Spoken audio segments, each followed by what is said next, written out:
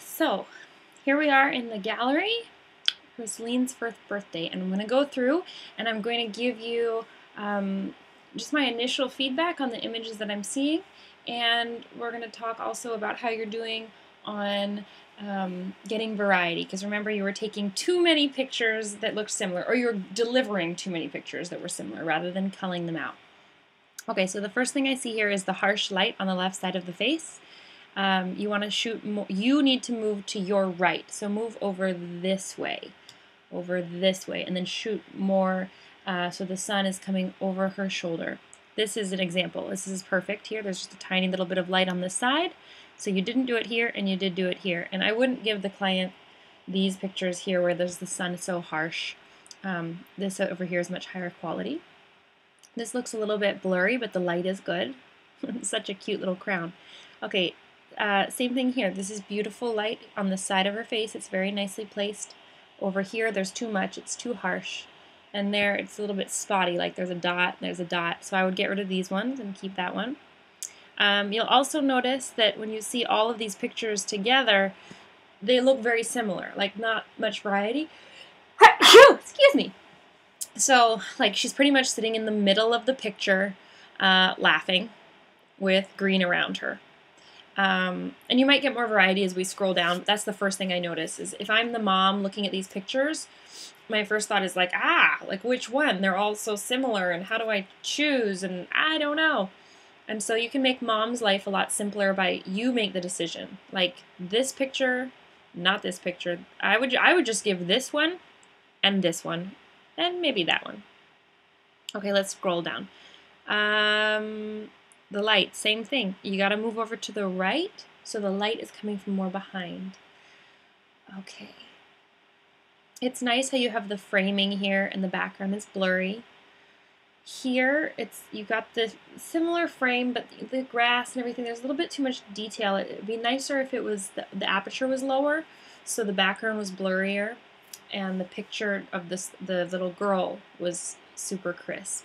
Here, it looks a little bit like a point-and-shoot camera, or like an iPhone, where just everything is in focus. So it loses a little bit of the high-quality art that we're going for, you know, compared to this over here. Alrighty. So the lighting is a little bit inconsistent. In some of the pictures, like here, it's quite bright, and then here, she's quite dark. And so as a collection of pictures, you're looking for all of them to be as consistent as possible so that it looks like a complete, cohesive collection. Okay, family pictures. This, again, you can get rid of more of these. Like, you'll probably only need to give them 3 or 4 rather than giving them all 7 or 8 or however many you have here. Like this versus this, I'd probably just choose one. The difference is the hands, and I know that sometimes it seems like a really hard choice, like where are they going to like it with the hands up or the hands down, and there's nothing wrong with giving them that choice. It's just, it becomes a problem when you're giving them the choice here, and then the choice here, and then the choice here, and the choice here, like too many choices. So I would say, like, maybe give them this one without the hands, because all of these have hands. And then this one's kind of hazy, and this one they're looking at her, so that's different. I would probably give them this one, so there's no hands, and then this one, where there are hands, and they're nice and crisp. She doesn't have the best face. The little girl doesn't have the nicest look on her face. So maybe you give that one, and then you give one over here. Or one here where she's laughing, right? But then you can get rid of all of these extra filler ones. So I would deliver this one, and I would deliver maybe this one. Whoopsies. We're opening it up. Okay, why not? I would deliver this one. And I would deliver this one. And I think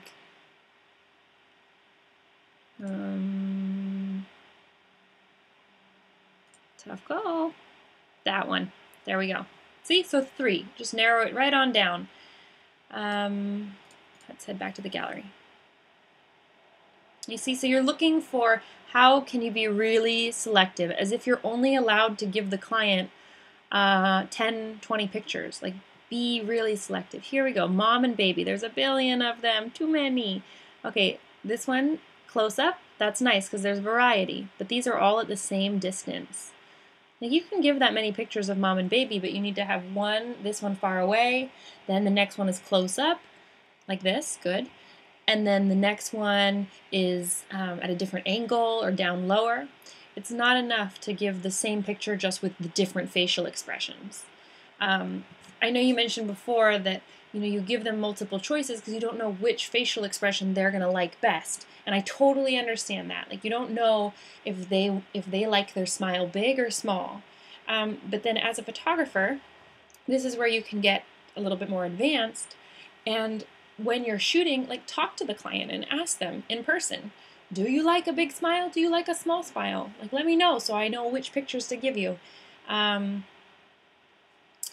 you can still give them, like I said, give them some choice, but you don't have to give them every choice for every picture. Okay, so to help you out, I'll show you which one. I would not choose this one or this one. Okay, I'll show you which ones I would choose. I would choose this one down here. I would choose this one. And this one. That's a nice picture, that one. I like it. And maybe this one. But that's it. The other ones can go.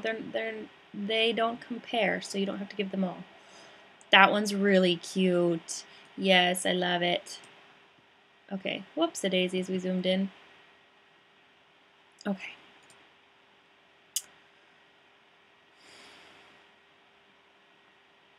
The light is kind of harsh and not much is happening, so I probably wouldn't give them that picture. So you've got quite a mix of, one picture is very harsh light.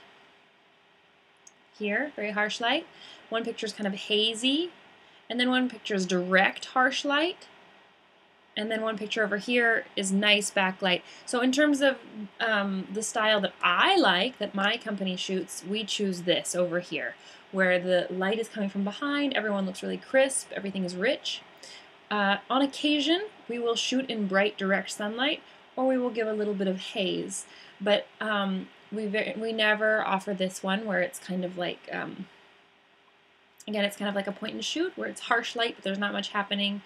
The reason to do harsh light is because you're really trying to show off the bright colors in the world, like a bright blue sky, bright green grass, and then maybe the family is jumping, and they're doing something that isn't really about the quality of their skin or their face. It's not a portrait picture. It's more of an activity picture or a scenery picture that the family's in. Because this light does not make skin look very good. But it's really nice for showing off the location. Then this haziness here, we choose that because it's very dreamy and kind of romantic. And so it's a great way to add some of that artistic kind of flair. You can have the sun come through and it kind of hazes and glows. It's really nice when there's more of an intimate moment, like someone's kissing or someone's hugging. It's not the best for a portrait because, again, it doesn't leave the skin quality looking its best. It's kind of hazing over the skin. Okay, scroll down. Here's another batch of pictures where we really can cut it down. Like, I see that you've got a cute little sequence, and sometimes that works because you can put them together as a little story, but sometimes it's just the same picture with different facial expressions. So I would say let's choose not this one, but this one, right? This one is more engaged. The baby and the mom are looking at each other. And let's see down here, the one right underneath, mom and baby are going in for a kiss, but they're not actually kissing yet, so there's nothing really happening in that picture. Whereas the next one, they are kissing, so that one's more engaged. It's a personal preference. You might like the one to the left because mom and baby are looking at each other, and the one on the right, baby's looking away. So maybe you choose one of those, maybe you choose neither of them, But the point is that they're so similar it becomes redundant. So you need to pick one or two. Okay. These are cute. Same thing, lots of different expressions. These two pictures are very similar, so why are you going to choose one or the other? The main difference is the light here is hazier and Mom's face has a different expression. I like this one up here because it's crisper and Mom's face is a nicer smile. She looks more serene. Over here there's a little bit more tension in her mouth. Same thing here. Mom's face is she's saying something versus being relaxed. She's looking down versus looking at the baby. I would choose this one and these two here. Okay, super pretty backlight coming here. This kind of picture right like this is beautiful. I really like it. The light is soft. There's no light on their face. Everything is even. They're all looking. It's a nice clean portrait. It's great. And the wide shot is really nice variety. So this is a good example of getting variety. You've got something wide, you've got something medium, a nice portrait, you've got a detail zoomed in on the baby, and then you've got over the shoulder, so different angles. You could do more variety, like shoot through the balloons or shoot really close up to the baby's face here and have the parents look down at the baby and you just see Mom and Dad's smiling mouths. So rather than moving them around and having lots of different poses, try having them stand in one pose and then you get as much variety as possible just by moving your own feet and your own camera, zooming it in closer, pulling it out further away, shooting through something or at an angle. That could make a huge difference in variety. Okay. Now, this is a perfect example of beautiful glowing light. This is perfect. Beautiful job. No comments. It's gorgeous. But you see there, it's adding to this dreamy effect. The little girl's in a tutu. It's Mom and baby are both wearing creamy pink, white colors, and everything is golden behind. Like it works and it makes it look like very soft and pretty rather than hazy. I don't look at it and go, oh, the picture isn't sharp. I look at it and go, oh, it's so dreamy. So this is really good. This is good. Same thing here. You've got the bokeh in the back, all the little circles of light. They are adding to that dreamy effect. These are beautiful. You could probably cull it out and choose a few less of them. Still probably too many, but the light here is beautiful. So I feel like maybe since that's at the end, I'm guessing maybe the light was brighter, yeah, at the beginning of the shoot, and then at the end of the shoot, everything gets golden hour beautiful. So that's very normal. Like in a photo shoot, the light will change, and at first it's not as pretty, and then later it gets prettier, and you've had time to settle into it. Yeah, so I would say the main takeaways from this are continue to choose for your clients. Give them less pictures that are the best pictures rather than all of the average pictures. They don't need to make that decision. You make that decision. When you are starting the shoot and the sun is brighter, get this angle, the 45-degree angle over their shoulder, so the light is just on the side of their face and it's not bright on the side, and like half their face isn't in the sun and the other half is in shade. You're looking just for that one little strip of light down the side of the face. Okay.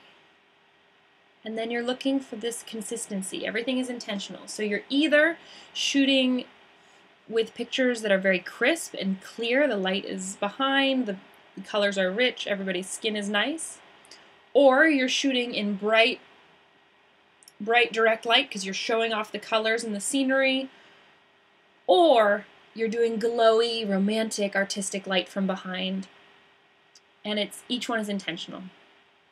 Okay. The problem is when we get that mixed up, like you're trying to get a sharp picture and it ends up being hazy, or you're trying to get a glowy picture and it ends up being too harsh of light. So you have to be really intentional on what style you're going for and then make it happen. And it takes practice to make it happen, but you just keep doing it and looking at the editing and being like, oh, I was too far to the left, or oh, I had too much sun coming in the camera, or whoops, again, I was at the wrong spot, and you just keep going, and over time, you figure it out. All right, perfect. 15 minutes of feedback on that shoot. I hope that's helpful. Let me know if you have any questions.